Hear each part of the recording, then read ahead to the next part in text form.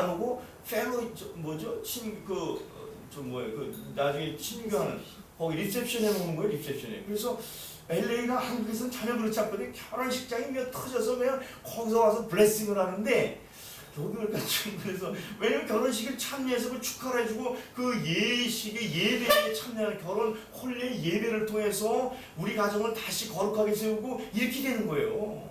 근데 이걸 안 하고 먹는 데를 와가지고 거기서 이렇게 하니까 참 난 늘 아쉬움이 있어요. 그래서 우리 교회 전통은 좀 앞으로 우리 교회에서 예배를 이렇게 결혼식 할 때는 다 교인들이 와서 축하하고 그리고 또 가서 거기서 먹기도 하고 다 해야죠. 다 해야 되는데 그게 아쉬워요. 왜냐면 항상 그것을 리뉴얼하는 게 참 중요해요.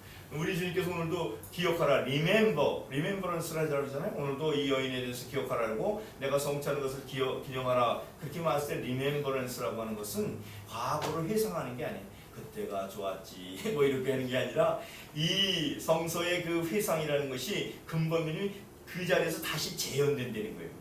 그러니까 하나님의 역사가 우리 성찬식을 할 때 그 예수님이 하셨던 그것이 이 자리에서 동일하게 재현된다는 거예요. 그 의미가 리멤버런스예요. 그러니까 이게 굉장히 중요한 거예요. 그 한 땀 한 땀 용어 하나하나가 난 요즘에 지금 봐서 이 성경 하나하나 내가 잘 가르쳐야 되겠구나. 그 용어 하나하나가 너무 중요한데 우리가 그냥 겉핥기로 알고 그냥 쑥쑥 지나가서 신앙의 핵심을 잃고 살아가는 경우가 너무나 많아요. 사실 저도 예배 교육이 이게 중요한 것을 우리 교인들이 다 하는 줄 알았어요. 이게 3천 만에 소위 그 정말 속된 표현을 기초하잖아요.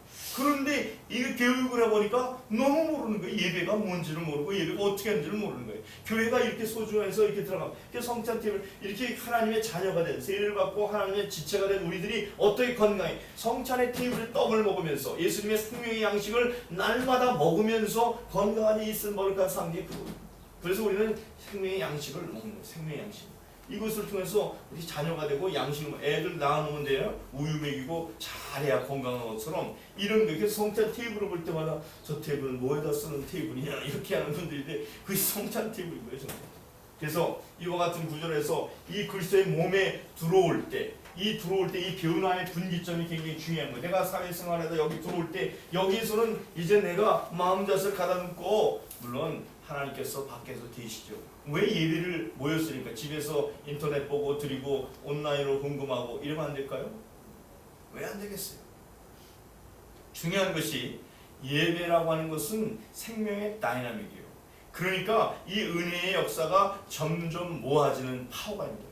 여러분 이 종이 한 장의 파워가 찢어지는 심이 뭐 이게 열이라고 하는 파워가 찢어진다고 할 것 같으면은 이 열이름 찢어질 때 이걸 겹쳐서 두 개는 20파운드 20이라도 안 찢어져요. 이게 무슨 효과 때문에요?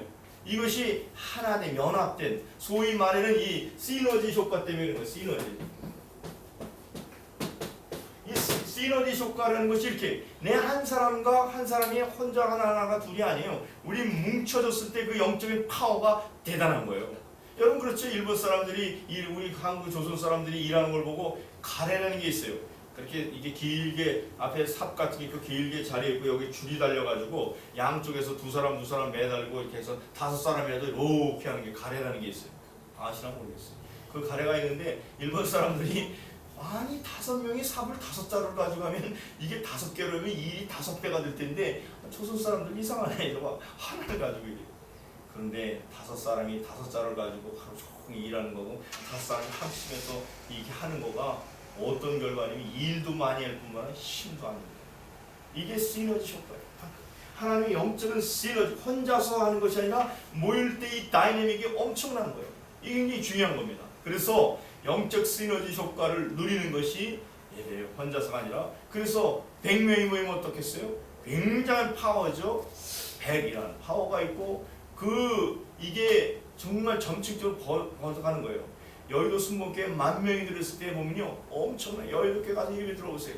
그분들이 그 설교 듣고 그냥 아멘 소리가 10,000명의 아멘 소리가 천지를 진동하면서 그 자체가 영적인 파워예요. 다른 데는 같지 않아요. 그러니까 우리가 많이 모여서 여러분이 모여서 본당에 예배 들어보세요. 그냥 꽉 차가지고 요새는 뭐 의자 2개 3개 놓고 우리가 꽉 차서 예배 드리는데 그렇게 했을 때 찬양의 다이내믹이 얼마나 큰지 알 수 없어요. 그래서 요한계시록에서 예배에 요한계시록 4장 5장에 보면 천상의 소리가 우레소리와 같다고 그랬어요. 폭포의 우레소리와 같이 그렇게 그냥 엄청난 이게 파워예요. 이게 파워. 이런 예배 때문에 우리가 함께 예배 드리는 거예요. 이게 굉장히 중요한 거죠. 자, 그래서 오늘 우리에게 있어서 이와 같이 나아감인데 하나님 앞에 예배로 이 나옴을 때 이게 굉장히 중요하니까 하나님 앞에 예배로 나오는 것이 굉장히 중요해요. 그래서 이 10계명 중에 하나가 뭐였어요? 안식일을 거룩히 지키는 거. 안식. 그것도 굉장히 이제 나중에 설명할 수 있는 기회가 있으면 좋겠습니다만, 하나님 안식이란 우리 주님께서 부활하심으로 십자가에 죽고 부활하심으로 안식을 완성한 겁니다.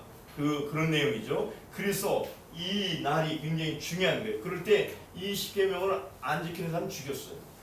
그렇게 중요한 것이, 그것은 뭐를 얘기하냐면 그 사람 죽이는데 목적인 게 아니라 이미 안식일을 안 지킨 사람은 죽은 영혼과 같다, 그런 얘기예요.